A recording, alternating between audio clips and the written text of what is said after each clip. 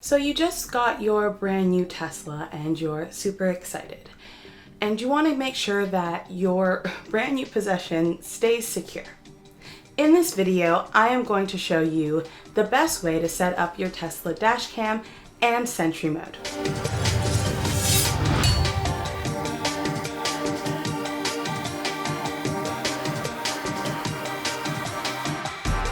There are two things that you are going to need to make this work. The first one being storage, so something to store all of the footage on.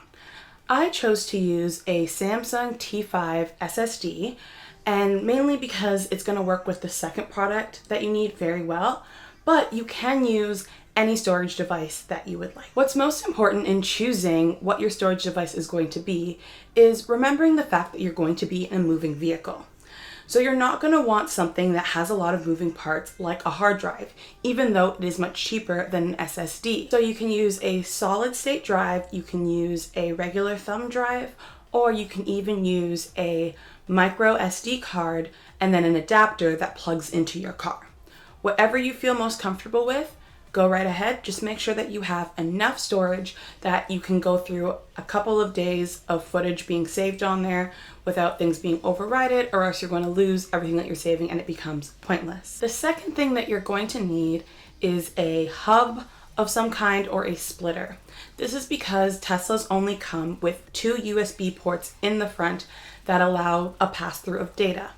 So once you plug in your phone and then you plug in your drive for Sentry mode and your dash cam, you have no ports left. So if you want to play games and use controllers, if you have a passenger in the car and they need to charge their phone, there isn't room. So it is best to get a splitter. I chose to get the Jeda Hub because it adds 3 additional ports, as well as it has a place to securely hide my storage device just in case someone breaks in and they see it. They would normally just take it out and run and you don't have any footage, but this way there's a place that it is hidden so they cannot easily access it, as well as the fact that it looks flush with my car, so it's even more inconspicuous than just having a drive sticking in. Fair warning about the Jeda Hub though, it does take a very, very long time to ship.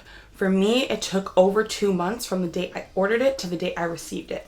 So if you want to order this, I suggest either ordering it before your car gets there or just being aware that it's going to take a super long time to get to you. So now let's jump into a super quick unboxing of both products. So the Samsung T5 SSD comes with the drive itself, 2 cables. One is USB-A to USB-C, the other is USB-C to USB-C, and then some paperwork. Similarly, the Jeda Hub comes with the hub itself, and inside the secret compartment, you get a magnet and a cable to plug in the drive. As you can see, the T5 drive fits perfectly into this compartment, which is the main reason why I chose this drive.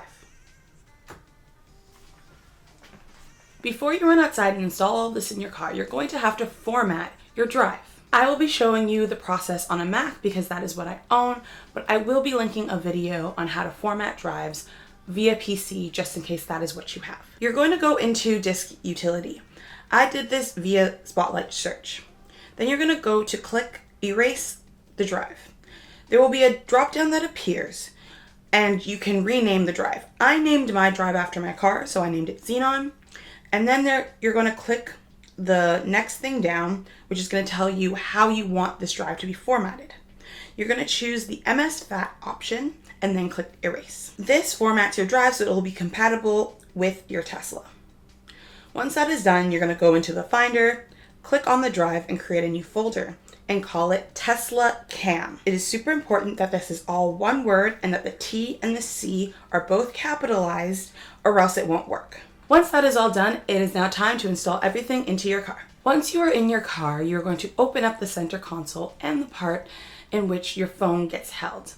You're going to unplug everything that's there and slide the hub into the 2 USB ports that are already there. This part is a little bit tricky, mainly because the device is so snug, but this is a good thing because 1, because it'll not fall out even if it's shaken in any way, shape, or form, and 2, because that helps it look flush to the car so that if someone's breaking in, they don't know that it's not supposed to be there. You will know that you got it when your devices start charging again, and you will know that your dash cam and Sentry mode are working when you see this camera icon in the top of your screen, as well as these available options in the settings. Congratulations, your Tesla is now secure. If you liked this video, give it a thumbs up and click subscribe.